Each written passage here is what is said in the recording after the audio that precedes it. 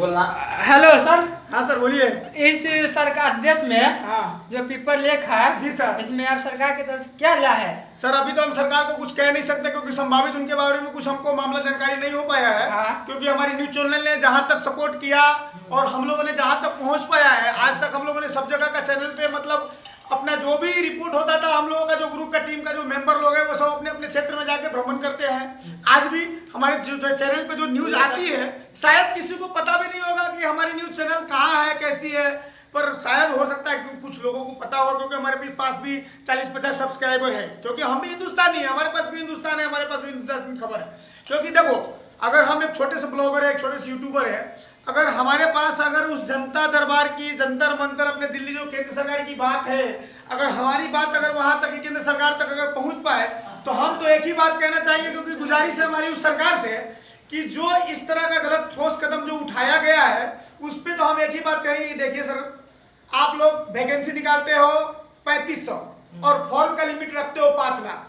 अब आप हमको बताओ सर कि अगर आपके घर का एक बच्चा अगर उसमें अगर एग्जाम में अगर फॉर्म फिलअप करे तो क्या आप वहां पे क्या कीजिएगा? क्योंकि अपने मतलब रिलेशनशिप वालों को सबसे आगे रखिएगा सर की मतलब में जो गरीब जनता होंगे जिनके बच्चे वहां पे फॉर्म अप्लाई किए होंगे, उनकी कोई औकात नहीं होगी, कोई क्षमता नहीं होगी सर, समोसा खाने का पैसा नहीं होगा उनके पास सर, अगर उनके पास किराया बस पर चढ़ने का किराया नहीं होगा सर, अगर उन लोगों ने अगर ऑटो में चढ़ के पैदल चल के अगर उन लोगों ने एनईटी की एक जगह एग्जाम तक पहुंचने की अगर कोशिश की होगी तो सर आप हम केंद्र सरकार से एक ही चीज का सवाल करना चाहते हैं कि सर जिनके पास कुछ नहीं औकात था, अगर उस बच्चों ने अगर अपने दम पे अगर मेहनत करके अगर उस मुकाम तक पहुंचने का कोशिश किया है तो उस रस्सी की भागदौड़ को तोड़ने वाला भारत का कोई भी सरकार, कोई मंत्री या किसी का औलाद, मंत्री के औलाद की बात करता हूं सर, अगर किसी का औकात है माधर चौथ एनईटी का रोकवा दिया है ना, कोई बात नहीं है।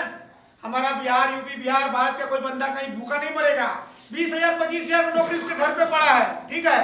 हम आज गुजरात में नौकरी करते हैं, 25,000 सैलरी है मेरा, ठीक है, लेकिन खा पी के हमको वही 18-19,000 बचता है। बहुत अच्छी बात है, हमारे बिहार में खा पी के हमको 12,000 भी नहीं बचने वाला है, क्योंकि हमारा 18-19,000 में परिवार में गुजारा बसर चल जा रहा है।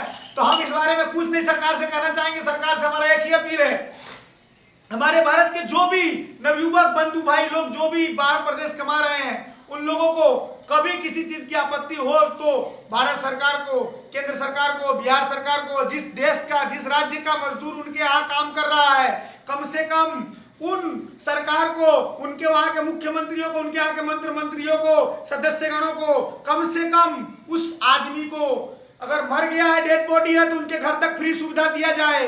कम से कम उनके घर तक डेड बॉडी को घर तक पहुंचाने का सुविधा दिया जाए। इससे